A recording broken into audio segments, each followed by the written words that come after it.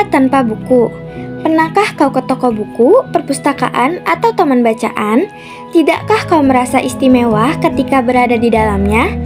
Di sekelilingmu ada berbagai toko dari dunia nyata dan khayal. Tempat yang pernah kau kunjungi dan yang belum. Informasi dan cerita dari masa lalu, masa kini, dan masa depan. Semua berpadu, semua berada dalam genggamanmu. Saat berada di antara buku, tidakkah kau merasa menjadi raja dan ratu? Ruang dan waktu seolah menyatu dan tanpa batas. Kau bisa terbang melintasi sekat negara dan melewati berbagai zaman. Kau bisa menyelam ke dalam samudra, melayang di angkasa, bercanda dengan aneka satwa, dan berkelana di tengah padatnya kota, juga di rimba raya. Kau tahu, buku adalah jendela dunia, kunci pengetahuan, dan pintu wawasan. Muhammad Hatta, sang proklamator berkata, "Aku rela dipenjara asalkan bersama buku, karena dengan buku aku bebas." Melalui buku, manusia terbebas dari ketidaktahuan. Tempat-tempat penuhi buku adalah harapan berkembangnya pengetahuan dan wawasan. Apa jadinya jika kota tanpa buku?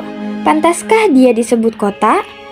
Di kota itu, mungkin kabar datang dari sumber lain, dari koran, televisi, atau internet.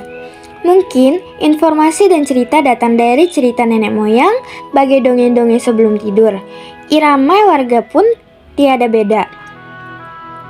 Bangun pagi, bertebaran di muka bumi untuk berbagai keperluan, untuk kembali pulang siang atau sore harinya. Setelah itu, mereka berangkat tidur dan memulai lagi hari berikutnya. Semua serupa. Di kota itu, mungkin ada bangunan bernama perpustakaan. Di dalamnya, buku-buku berderet dalam rak yang tak terjamah. Tiada tangan meraih dan membuka halaman demi halaman dengan sukacita. Mungkin juga ada tumpukan buku di sudut-sudut sekolah yang sepi dan berdebu, jarang dikunjungi, jarang dibaca. Buku-buku di sana teronggak tanpa nyawa. Bagaimana dengan kotamu? Mungkin kau tinggal di tengah kota yang megah, atau di gang sempit, di desa terpencil, di sisi pesisir, atau di kaki gunung. Adakah perpustakaan, taman bacaan, atau toko buku di dekat rumahmu? Jika ada, apakah tempat itu menjadi wadah berkumpulnya anak-anak dan warga, menjadi pusat berkembangnya wawasan dan pengetahuan, atau hanya menjadi pajangan?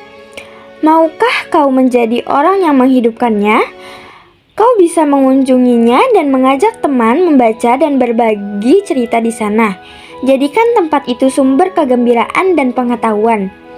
Jika tempat itu belum ada, maukah kau menjadi orang yang mulai menghadirkannya? Kau bisa memulainya dari sebuah sudut di teras rumahmu. Ajak teman-temanmu memulai langkah baru. Jangan biarkan waktu berlalu tanpa buku. Siapapun dirimu, bersahabatlah dengan buku. Dia akan menjadi teman setiamu sepanjang waktu.